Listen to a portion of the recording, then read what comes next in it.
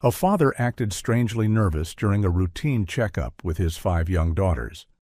When the nurse sees their blood test results, she starts to panic and realizes something is terribly wrong. The late evening air hung heavy with humidity in McAllen, Texas, a small border town known for its steady stream of migrant crossings. Just a stone's throw from the Rio Grande, the Rio Care Family Health Center stood as a beacon of hope for many seeking medical attention, both locals and those hoping to make a new life on American soil. Elena Marquez moved efficiently around the emergency room, her dark hair pulled back in a practical bun as she filed away patient paperwork. At 35, she carried herself with the confidence of someone who knew her profession well, despite having relocated from San Antonio just the previous week. The walls of the clinic still felt unfamiliar, but the routine of healthcare was the same anywhere. The clock on the wall read 8 p.m. Elena glanced at it with mild relief, only 2 hours until closing. The clinic had been bustling earlier, but the crowd had thinned considerably as the evening wore on. Now, most of the remaining patients in the waiting area appeared to be immigrants, their faces etched with the particular mix of hope and wariness that Elena had quickly learned to recognize. She walked out of the ER room into the waiting area, having just finished with a patient. The fluorescent lights cast a harsh glow over the worn tile floor as she returned to the nurse station to complete some paperwork. As she worked, Elena's eyes drifted across the waiting room, settling on a man sitting with 5 young girls. They were all dressed simply but neatly, the girls in similar jeans and colorful tops. The man appeared to be of Mexican descent, his expression a mixture of fatigue and nervousness. Elena turned to the fellow nurse standing nearby, a man in his 40s named Carlos, who had been efficiently handling the flow of patients all evening. "Who are they waiting for?" Elena asked quietly, nodding toward the family. Carlos looked up from his computer screen, his eyes briefly scanning the waiting area before returning to his work. "I think they've been waiting for a while. I'm not sure," he replied kindly, though it was clear he was preoccupied. Elena frowned slightly. "Have they had their vitals taken?" "It's standard procedure before seeing the doctor." "I don't think so," Carlos responded, still focused on his screen. "They've just been waiting there." Elena nodded decisively. "I'll check them out." She approached the family, offering a warm smile as she came to stand before them. The man looked up at her approach, his expression difficult to read. "Hello, I'm Nurse Elena Marquez," she introduced herself. "Have you had your vitals checked yet?" The man straightened in his seat. "We're waiting for Dr. Alan Briggs for vaccinations and some blood tests." Elena tilted her head slightly. "May I ask for what purpose?" "To complete our papers," the man explained, his voice low and steady. "To pass the border to the USA." Elena considered this for a moment. "I haven't seen Dr. Briggs all day today. Let me check for you, but first, may I see your patient registration paper?" The man reached into his pocket and produced a folded form, which he handed to Elena. She scanned it quickly, noting the details. Mateo Ruiz, 42 years old, accompanied by Sofia, 10, Isabella, 9, Valentina, 8, Anna, 7, and Lucia, 5. All were listed as Mexican nationals. Elena looked at each of the girls in turn, struck by their unusual stillness. They sat quietly beside Mateo with the youngest, Lucia, perched on his lap. There was none of the fidgeting or whispering that Elena typically associated with children, especially after a long wait. "All right," Elena said with a reassuring smile. "Please wait here. I'll check on Dr. Briggs's schedule." She returned to the nurse station, where Carlos was now entering data into the computer. "Dr. Briggs isn't working today," he informed her when she asked. "He had an emergency appointment and took the day off." Elena frowned. "The man over there says he has an appointment with Dr. Briggs specifically. And the children, they're unusually quiet. Don't you think that's strange?" He looked at the family again, this time more intently. "I think I've seen that man before. He's a patient of Dr. Briggs. Don't worry about him, and honestly, he's lucky to have daughters who behave so well. Otherwise, he'd be living in a jungle. There's a lot of immigrants here, so I just want to be extra careful when something seems unusual." Carlos glanced over at the family. "Welcome to Border Town Healthcare," he said with a slight shrug. Elena hesitated, but nodded. Maybe they're just well-behaved. She returned to Mateo and the girls. "I'm sorry, but Dr. Briggs is off work today. The system mentioned he has an emergency appointment outside the clinic." Mateo's expression shifted, a flash of confusion and nervousness crossing his features before he regained his composure. "You don't understand," he said, his voice tighter than before. "I have an appointment with Dr. Briggs. The doctor himself told me to come here at this day and time." Elena tried to remain professional. "It looks like you might already have his personal number. Perhaps you could try reaching out to him directly. We are aware that many family doctors, especially ones like Dr.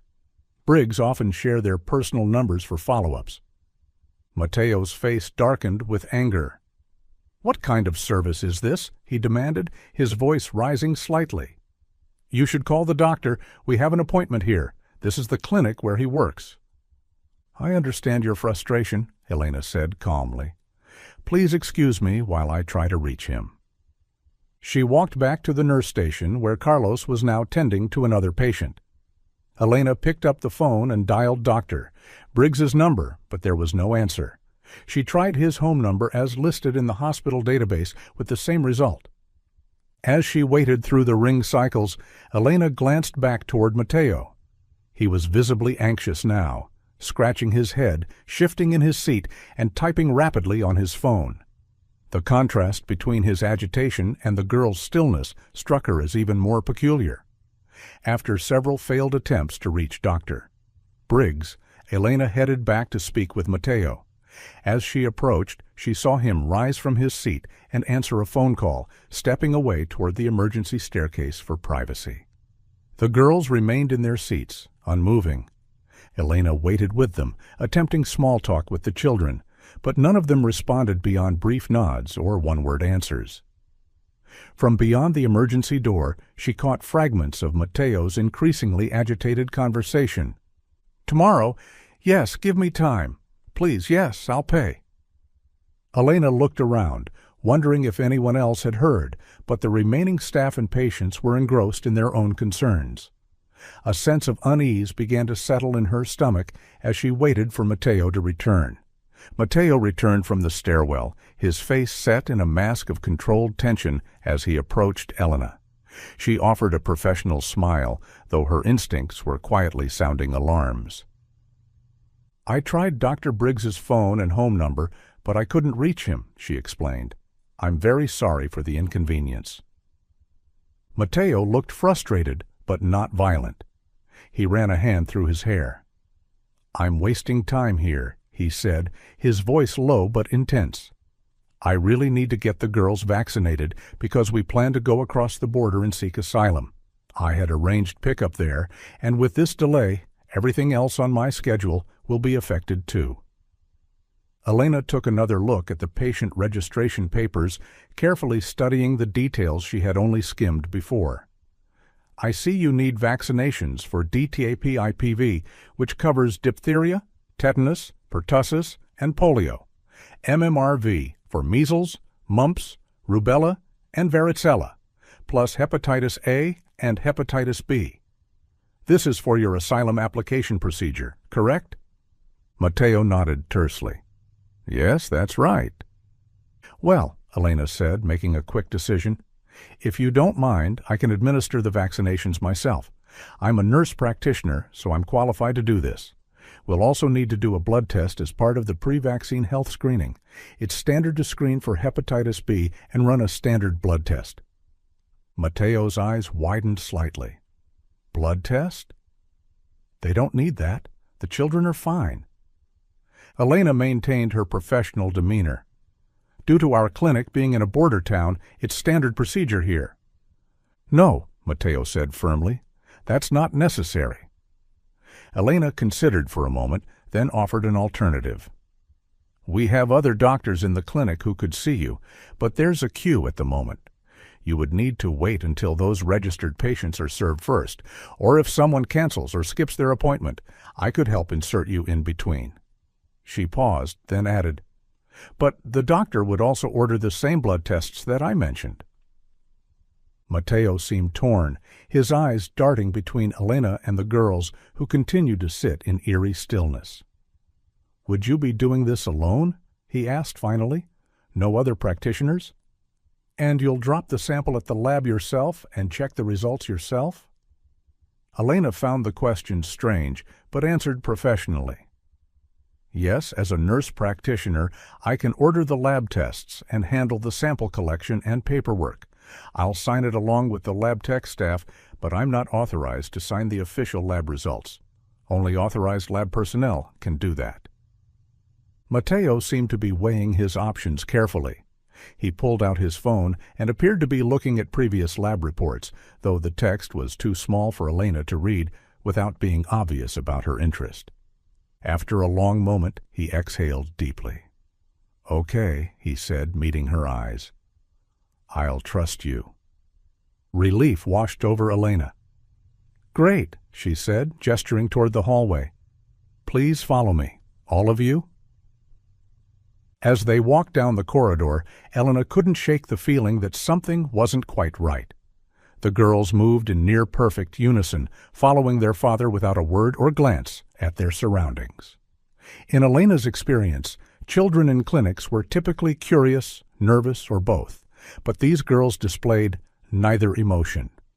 She led them to an examination room, trying to maintain a cheerful demeanor that belied her growing concern. She reassured herself that if something was wrong, the blood test would reveal it. We'll start with taking everyone's vitals, and then move on to the blood draw, she explained, directing them to the chairs along the wall. Matteo nodded silently, his eyes following Elena's every move as she prepared her equipment. The weight of his gaze made her increasingly uncomfortable, but she focused on her professional duties. The examination room was painted a calm shade of blue, though the effect was somewhat diminished by the harsh fluorescent lighting. Standard medical posters adorned the walls, depicting human anatomy and common childhood ailments. Elena gestured for the girls to sit on the chairs arranged against the wall while she prepared her equipment. I'll take your vitals one by one, starting with Sophia, Elena said, smiling at the oldest girl. She worked methodically, checking Sophia's blood pressure, temperature, pulse, and oxygen levels. The girl complied silently, her large brown eyes focused on some indeterminate point on the floor. Elena tried to engage her with casual questions about school and favorite subjects, but Sophia's responses were minimal, uttered just above a whisper. You're doing great, Sophia, Elena encouraged, making a note on her chart before moving on to Isabella. Elena repeated the process with each girl, finding the same pattern with all of them. Quiet compliance, minimal eye contact, and brief responses. Matteo stood nearby, arms crossed, his eyes never leaving the proceedings. Would you like to wait outside while I draw their blood? Elena suggested to Matteo as she prepared the blood collection equipment. Some parents find it difficult to watch. No, Matteo replied firmly. I'll stay with my daughters. Elena nodded, not wanting to push further. She began with Sophia again, gently explaining what she was doing as she tied the tourniquet around the girl's arm and swabbed the inside of her elbow with alcohol. This will pinch a little, she warned softly before inserting the needle. Sophia didn't flinch, her expression remaining unchanged as Elena filled the collection tubes. You're very brave, Elena commented, applying a bandage to the puncture site. Sophia didn't respond. As Elena worked through drawing blood from each child, she continued her attempts at friendly conversation, hoping to coax some personality from them. Do you girls have a favorite game you like to play? She asked as she drew blood from Valentina. Before any of the girls could answer, Matteo interjected. They don't play much. They study. It's important for their future. Elena noted the edge in his voice and how the girls seemed to shrink slightly at his intervention. She caught Valentina glancing quickly at her father before lowering her eyes again. After collecting all the samples, Elena labeled each one carefully with the patient barcode, aware of Mateo's unwavering attention to her actions. "I'll take these to the lab now," Elena said, gathering the labeled tubes. "You can wait here for a few minutes." "No," Mateo said, rising from his chair. "We'll come with you." Elena hesitated, finding his insistence unusual, but couldn't think of a professional reason to refuse. "All right, follow me." They walked through the corridor to the lab, Mateo herding the girls along behind Elena like a flock of silent ducklings. At the lab window, Elena handed over the tray of samples to a technician inside. Before she could turn away, Mateo stepped forward, calling to the lab technician. "Those are for my children," he said, pointing to himself. "I'm Mateo Ruiz." Elena watched this interaction with surprise. It was not common for patients to address lab technicians directly about their samples. "You seem like a very responsible father," Elena commented as they stepped away from the lab window. "And the girls all behave very well." Though she kept her tone light, Elena was probing, trying to understand the dynamics at play. Something felt off, though she couldn't pinpoint exactly what was wrong. Mateo's expression softened slightly. "In Mexico, it's very common for samples to get mixed up in labs," he explained.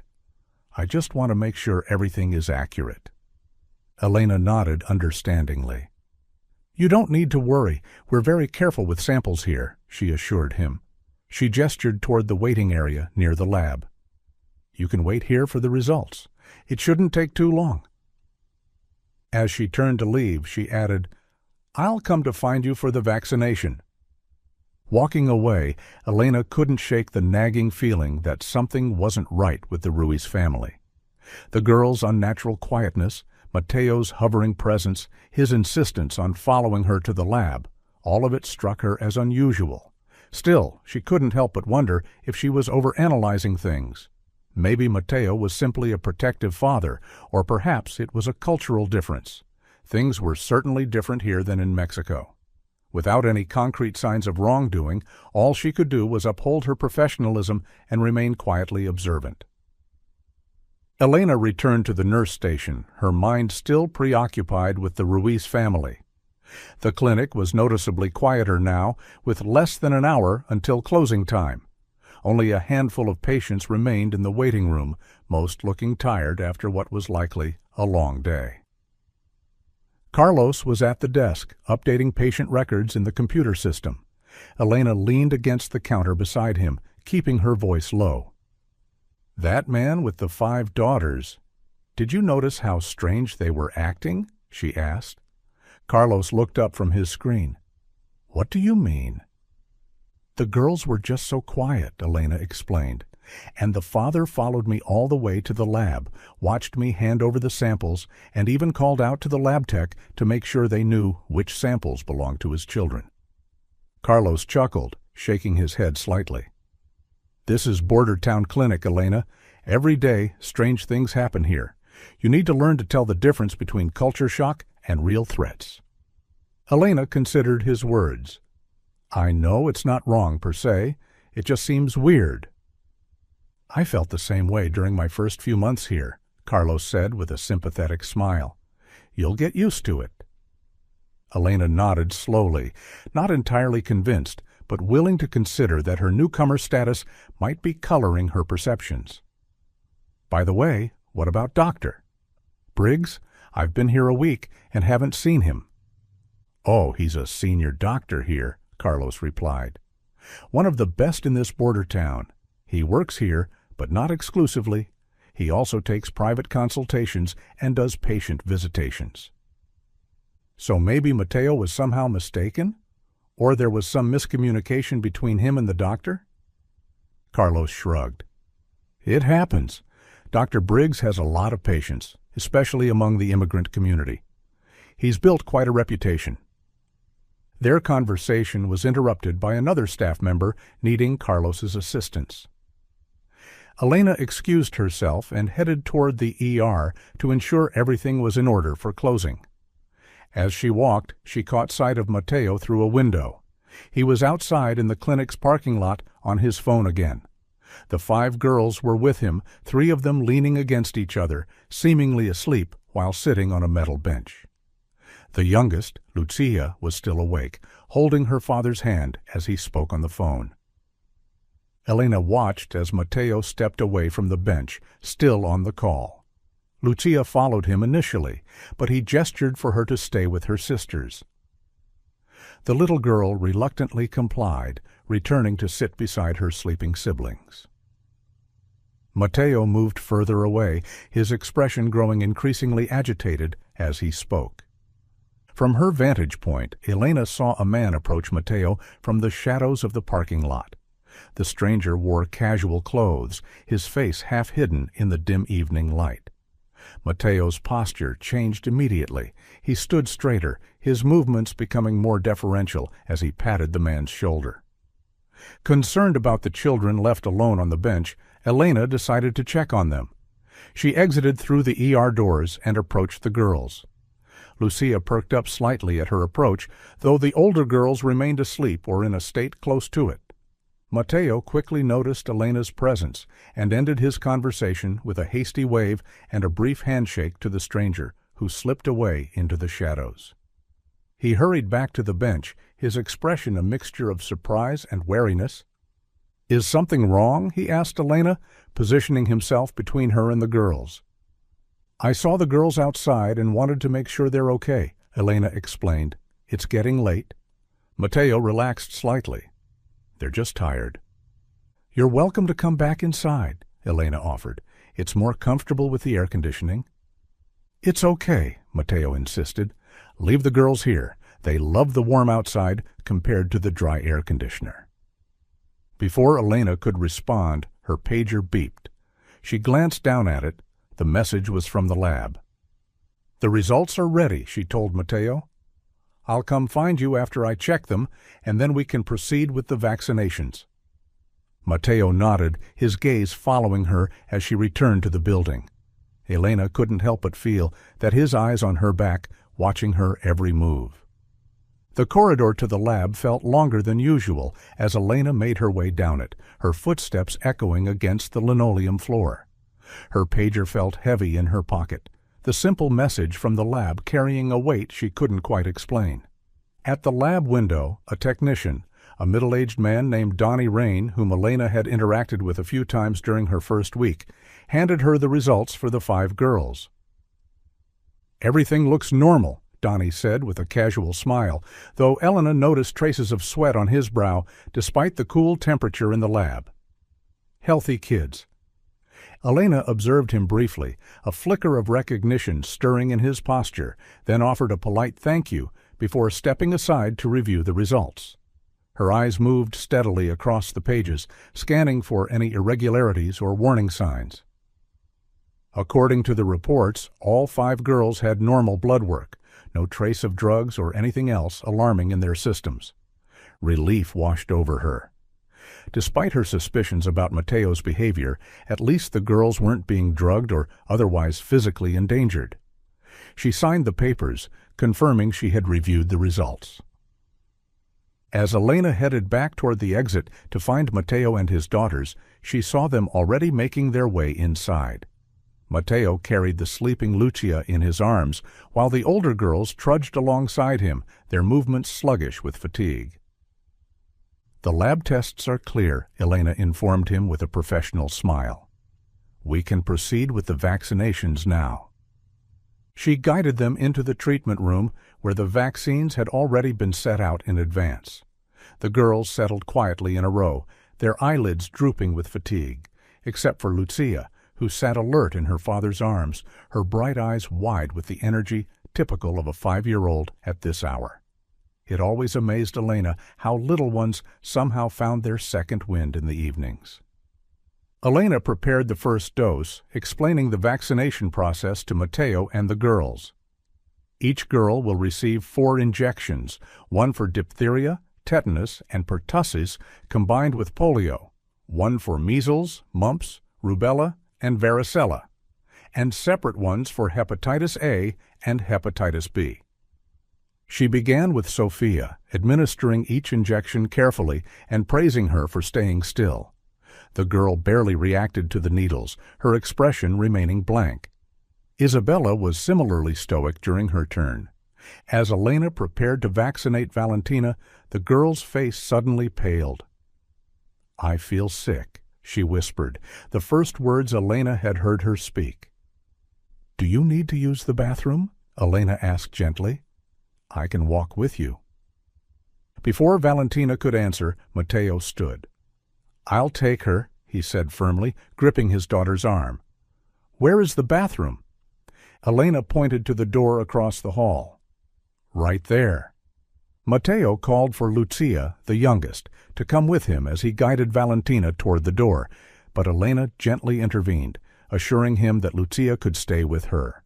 When Valentina suddenly gagged, Matteo hurried her to the bathroom, leaving Lucia behind. For the first time since meeting the family, Elena found herself alone with the children, free, if only briefly, from their father's ever-watchful presence. Sophia and Isabella sat still, their eyes downcast, but Lucia suddenly perked up. She approached Elena with unexpected animation. "Dad told us we're going to USA," she said, her voice small but excited. Elena smiled, charmed by the child's enthusiasm. "That's right." "Dad said we can dance and we'll get famous," Lucia continued, beginning to sway her little body in an impromptu dance. "Will you dance with me?" "I'm sorry, sweetie, I can't dance right now," Elena replied gently, surprised by the girl's sudden talkativeness. "I have to give you your shots." Undeterred, Lucia continued dancing on her own, raising her arms above her head in joyful movements. As the child's sleeve pulled back, Elena noticed something on her right arm, a series of small bruises that looked like pinprick marks, similar to those left by IV injections. She hadn't noticed them when she had drawn blood from the other arm. "Lucia, what happened here?" Elena asked, gently touching the marks. The little girl paused her dancing and looked at her own arm with mild curiosity. "I was sick," she said simply. "Dad gave me some medicine." Elena's heart rate quickened. "At the hospital?" Lucia shook her head. "No, at home. He often gives me medicine. He says I'm sick." Her voice dropped to a whisper. "The medicine makes me sleepy all the time, even when I want to dance." Elena struggled to keep her expression neutral despite the alarm bells ringing in her mind. "When was the last time he gave you medicine?" "Before we came here," Lucia replied, resuming her dance. Elena's gaze shifted to the other girls. She pulled out her penlight and quickly checked their pupils, finding them slightly dilated, though not dramatically so. She checked their arms, and all of them have pinprick marks.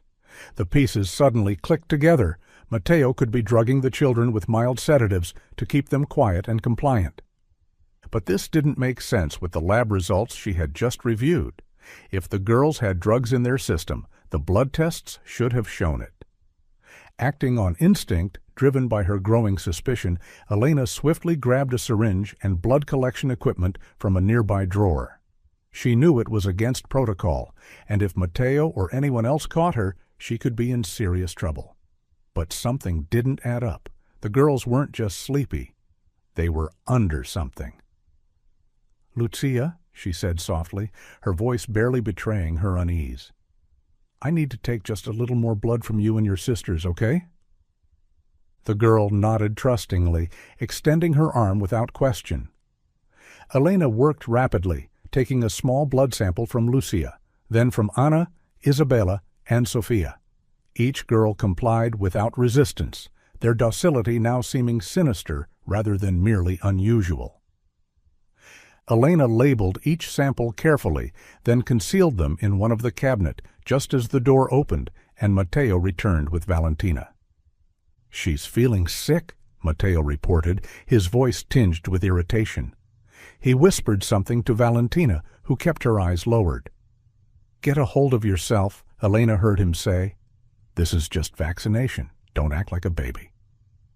"It's perfectly normal to feel nervous before vaccination," Elena assured them both, though her attention was drawn to Lucia, who was now dancing energetically around the room, seemingly becoming more alert by the minute, a stark contrast to the quiet, drowsy girl Elena had first seen. If she had been given something earlier, it seemed like the sedative, whatever it was starting to wear off. Lucia's sudden burst of energy only deepened Elena's suspicion, and she couldn't help but compare Lucia's burst of energy with the other girls, who remained eerily still and sluggish in their seats. Matteo stared at Elena, then at his youngest daughter, his expression darkening. "Lucia," he said sharply, "sit down." Elena sensed the tension rising in the room. "Perhaps we should take a short break," she suggested, moving toward the door. "I'll give you all a minute." But as she reached for the door handle, a chill ran down her spine. Matteo was watching her with an intensity that made her breath catch in her throat. Before Elena could grasp the handle, Matteo stepped forward and closed the door, the soft click of the lock engaging, sending a wave of fear through her. He stood between her and the exit, his previously nervous demeanor replaced by something far more menacing. "You know, don't you?" His voice was low, measured. Elena forced herself to appear confused. "I'm sorry. I don't understand what you mean." Matteo's eyes narrowed as he studied her face. A slow, humorless smile spread across his features. "I think you do. Lucia must have said something. She's a little radio, that one," he said. Then, with a swift movement that made Elena gasp, he reached into his waistband and pulled out a small handgun. The girls remained eerily quiet, even little Lucia, freezing in place at the sight of the weapon. Only Valentina made a small, whimpering sound, quickly silenced by a sharp glance from her father. "Please," Elena whispered, raising her hand slightly. "There's no need for that. I really don't know what you're talking about." Matteo's laugh echoed through the sterile examination room, sending a chill down Elena's spine. "Yes, you do," he said, his voice cold as he fixed his gaze on the rolled-up sleeves of the girl's arms. Elena realized with a sudden jolt that she had forgotten to loosen them after taking their blood samples in her rush. "You saw their needle marks, didn't you?" Matteo continued, his tone unnervingly calm. "And now that you know, there are only two ways out of this situation." He took a step closer, the gun steady in his hand, its presence a silent but deadly threat. "Option 1, I kill you with this silent gun and lock this room. You'll bleed out before anyone finds you tomorrow when the clinic reopens, and by then I'll be long gone. I have friends here too, who can help me." Elena felt the blood drain from her face, her heart hammering so loudly she was sure everyone in the room could hear it. The hidden blood samples felt like they were burning a hole in the drawer. "Option 2, Matteo continued, "we work together. I'll give you a portion of what I earn after I get the girls across the U.S. border." He named a figure that made Elena's eyes widen despite her fear. "Even a quarter of that would make you rich. You could leave this wretched part of the USA for somewhere better. We both win." He gestured toward the girls with his free hand. "I wouldn't like option 1 either, because then it becomes a mess." His voice hardened. "So what's it going to be, Nurse Elena?" The blade-like edge of the gun pressed against Elena's cheek, cold and unforgiving. "Please," she begged, genuine tears welling in her eyes. "I promise I won't say anything. Just please don't hurt me, or the girls." Matteo studied her face for what felt like an eternity before lowering the gun slightly. "Good," he said finally. "That's the smart choice." He gestured toward the vaccination tray with the gun. "Now finish your job. Vaccinate the rest of my girls." With trembling hands, Elena prepared the remaining vaccines for Valentina, Anna, and Lucia. Her mind raced, trying to find a way out of this nightmare while following Mateo's orders.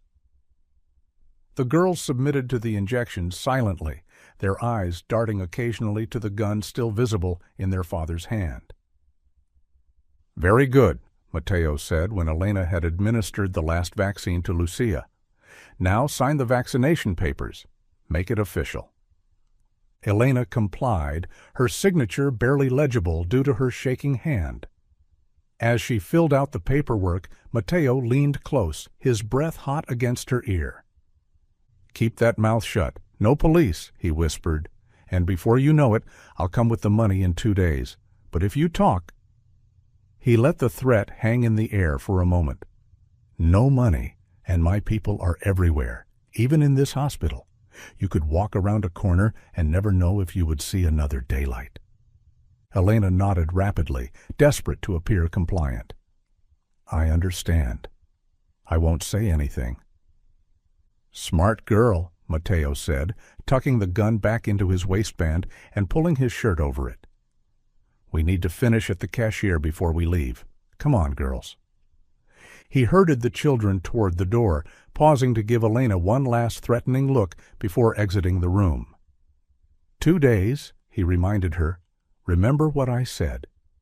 As the door closed behind them, Elena collapsed into a chair, her entire body shaking with fear and adrenaline.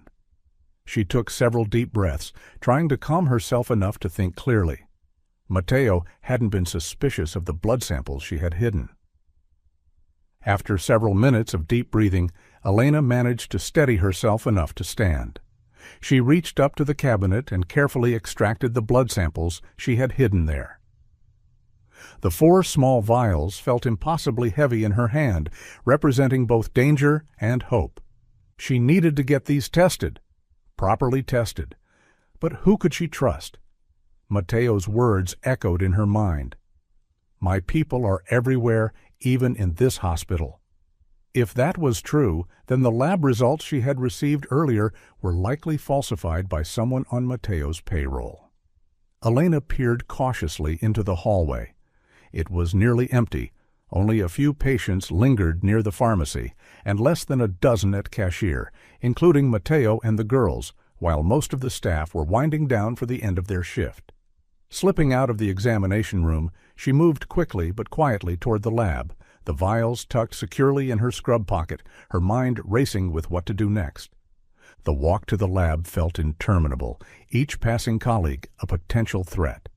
Elena found herself scrutinizing every face, wondering if they were one of the people Mateo had mentioned. Could she trust anyone? Carlos had seemed dismissive of her concerns about Mateo. Was he involved, or just jaded from years of working in a border clinic?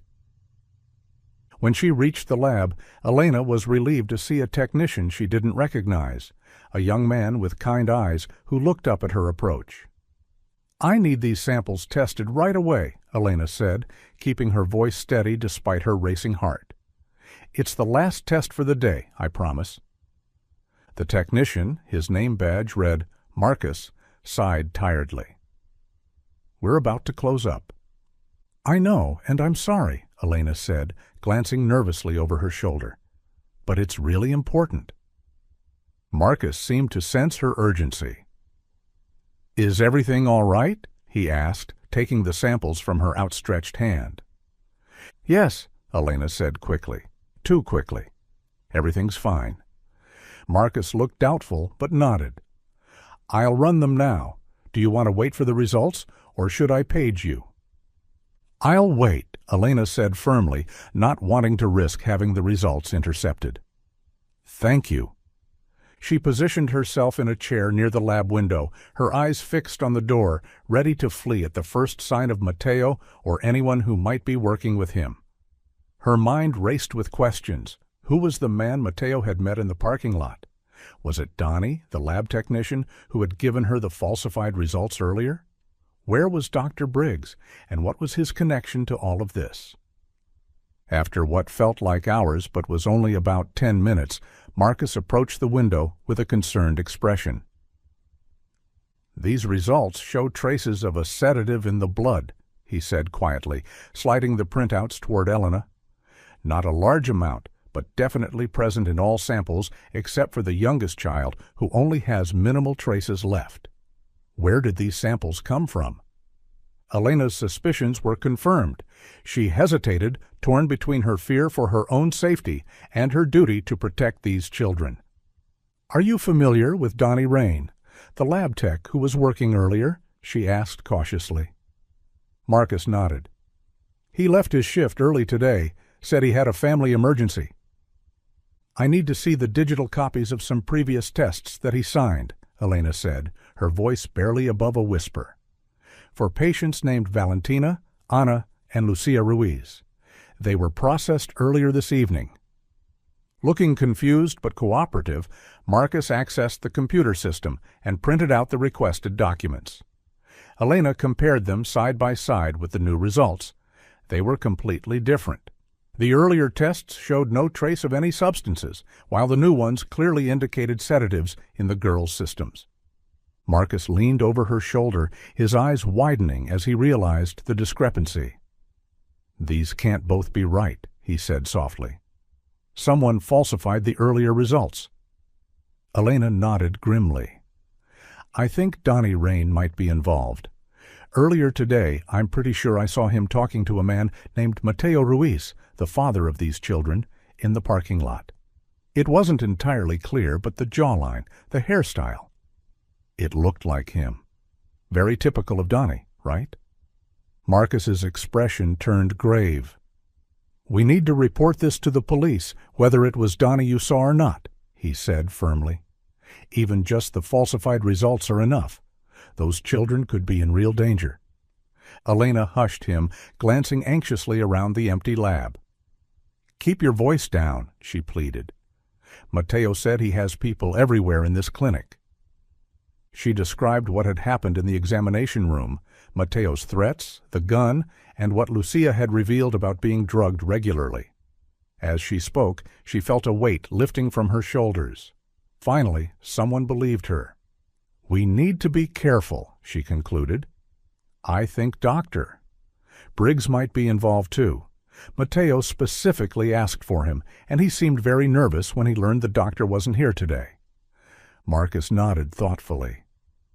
"That might explain. Look, I don't want to spread rumors, but there have been some strange things happening with sample processing lately. Some of us have noticed inconsistencies, especially with patients of certain doctors." "Including Dr. Briggs?" Elena asked. "Yes," Marcus confirmed, "but no one wants to make accusations without proof." Elena held up the test results. "Well, now we have some proof." They looked at each other for a long moment, the gravity of the situation settling between them. Elena thought about the money Mateo had offered her, a fortune that could change her life, and felt sick at the idea that anyone would accept payment to look the other way while children were exploited. "We need to call the police," she said finally, her voice firm with resolve. "Those girls need help." Marcus nodded, reaching for the phone on the lab counter. With trembling fingers, Elena dialed 911, prepared to risk everything to save 5 young lives from whatever terrible fate awaited them across the border. The next few minutes passed in a blur as Elena reported the situation to the 911 dispatcher. She provided details about Mateo, the girls, the falsified lab results, and the threat he had made against her life. The dispatcher assured her that officers were on their way and instructed her to remain where she was until they arrived. After hanging up, Elena peered out through the lab windows toward the clinic's main entrance. Her heart sank as she spotted Mateo and the girls at the cashier's desk completing their payment. They would be leaving soon. "I have to stall them," she whispered to Marcus. "The police might not get here in time." Before Marcus could object, Elena was already moving, hurrying through the corridors toward the front of the clinic. She emerged into the lobby just as Mateo was herding the girls toward the exit. "Mr. Ruiz," she called, forcing a professional smile onto her face. "I need to speak with you about—" Mateo turned, his expression tightening, a guarded edge in his voice. "Whatever you want to say, we can talk about it another time." "But it's about your asylum application," Elena said. Mateo ignored her. As he resumed walking to the exit door, the faint wail of sirens began to pierce through the clinic walls. Mateo froze mid-step, his head snapping toward the sound, eyes narrowing with suspicion.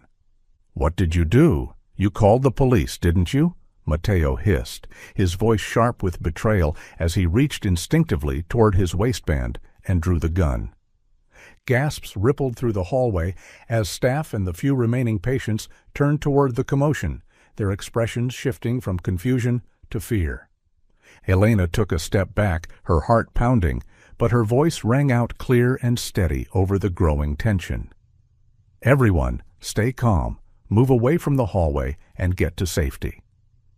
Mateo tightened his grip on the trigger and swung the gun toward Elena, his eyes locked on her with chilling focus. So intent was his aim that he didn't notice the security guard closing in from behind. In one swift motion, the guard grabbed Mateo's arm, twisting his wrist in a practiced hold. The gun fired, too late to stop it, but the shot went wild, the bullet slamming harmlessly into the ceiling tiles above. Shouts erupted around them as the hallway descended into chaos, people ducking and scrambling for cover. Marcus lunged into action, joining the guard in restraining Mateo. With one swift kick, he knocked the gun from Mateo's hand, sending it skidding across the floor. As Mateo struggled, more health personnel rushed in, 2 nurses and a medical assistant, helping to pin him down and secure his flailing limbs. The scene was chaos for a moment, but within seconds, Mateo was fully restrained, his fury reduced to muffled curses beneath the collective weight holding him down. "I called the police because that patient threatened me and is endangering those children," she announced, pointing directly at Mateo. Multiple police cruisers pulled up outside the clinic, their lights flashing through the glass doors. Officers entered swiftly, weapons drawn, but not aimed directly at anyone. "Everyone stay calm," the lead officer commanded. "Which one is Mateo Ruiz?" Pinned to the ground, Mateo thrashed once more before going still, his eyes darting wildly as he grasped for control. "This nurse is corrupt," he shouted, his voice echoing down the hallway. He pointed accusingly at Elena. "She tried to frame me and my daughters with fake lab test reports." He turned to the clinic staff gathered nearby. "You all know me, have seen me coming here before. Tell them." A tense silence followed as Mateo called out specific names, including Carlos, the male nurse who had dismissed Elena's concerns earlier. Tell them I'm a regular patient here." The staff members he addressed looked at each other uncomfortably, no one willing to speak up under the scrutiny of the police officers. One of the officers approached Carlos directly. "Sir, is what this man saying true?" Carlos hesitated, glancing between Mateo and the officer.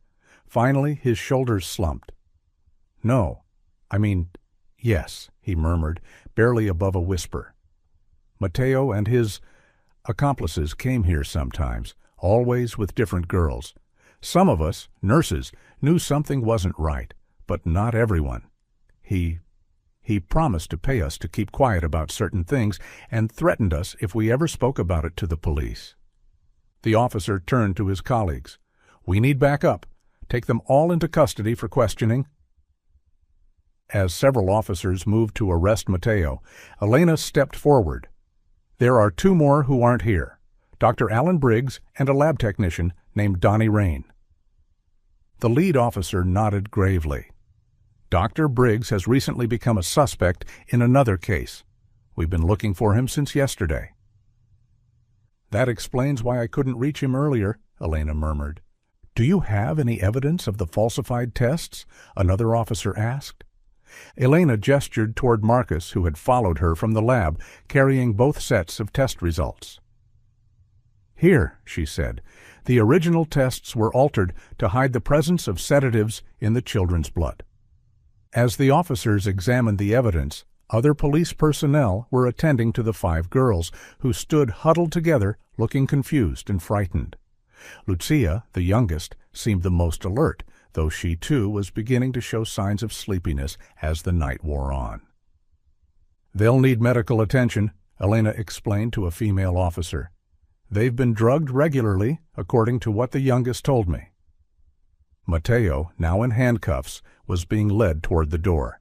As he passed Elena, he began pleading desperately. "Listen to me. I'm not operating alone. I can give you information, names, locations, everything, in exchange for leniency." An officer tried to quiet him, but Mateo continued, his voice rising with panic. "Please, I owe some men a lot of money. I was forced to do this. My own family is in danger." "Save it for the station," the officer said firmly, guiding him outside. As Elena watched Mateo being placed in a police car, she remembered the phone conversation she had overheard earlier, his desperate promise to pay someone by tomorrow. It seemed Mateo himself was caught in a web of debt and coercion, though that did nothing to excuse his actions toward the 5 innocent girls. She approached the detective, who appeared to be in charge. "I overheard him on a phone call earlier," she explained. "It sounded like he was in debt to someone, which might be why he was in such a rush to get the girls vaccinated and across the border. He needed the money." The detective nodded thoughtfully. "We'll investigate how deep this goes. Human trafficking networks often operate with multiple layers of people, some of whom are themselves being coerced or threatened." A Child Protective Services worker arrived shortly after, introducing herself to Elena and the officers. "These girls are Mexican nationals," the CPS worker explained after a brief assessment. "We'll work with Mexican authorities to find them a safe place. Based on their condition and what you've reported, it seems they were being trafficked for a prostitution ring, but we still need to confirm that." Elena felt her heart break at the thought of what might have awaited these children had they crossed the border. "They deserve so much better than this," she said softly. The CPS worker nodded in agreement. "Unfortunately, we see cases like this more often than you'd think. But thanks to your intervention, these girls have a chance at a normal life now." As the investigation continued around her, Elena approached the girls, who were being gently attended to by medical personnel. Lucia looked up as Elena knelt beside her. "Are you a dancer too?" the little girl asked, her earlier energy now dimmed by fatigue. Elena smiled gently. "No, sweetheart. I'm a nurse. I help people get better when they're sick." "Am I really sick?" Lucia asked, her large eyes searching Elena's face. "Dad always said I was sick." "No," Elena assured her, fighting back tears. "You're not sick. You're a beautiful, healthy little girl. And you're going to be okay now." As the girls were prepared for transport to a proper medical facility, Elena promised herself she would follow up on their case, make sure they found a safe home where they could be children again, where they could dance if they wanted to, play, learn, and grow without fear. The events of the evening had shaken her faith in people, but had also shown her the importance of trusting her instincts. In this small border town where desperation and opportunity created a dangerous combination, vigilance could mean the difference between life and a fate worse than death for the most vulnerable. As she watched the girls being gently led outside to a waiting vehicle, Elena thought about the countless others who might be caught in similar situations, children who needed someone to notice, to question, to act. Today she had been that someone for 5 young girls. Tomorrow, perhaps, she would be that someone for others in need. In the end, that was why she had become a nurse, not just to treat illnesses, but to heal lives. Tonight, despite the danger and fear, she had done exactly that. And no amount of money could ever replace the feeling of knowing she had made the right choice when it mattered most. In 1980, a young girl vanished without a trace during a crowded rock concert, leaving her mother to endure decades of unanswered questions and heartache. But 25 years later, while flipping through a magazine, the mother spots something eerily familiar, a detail that leaves her frozen in disbelief and turned the entire case on its head. Evie Harrow clutched her handbag tightly as she made her way through the bustling international arrivals terminal of Montreal Trudeau Airport.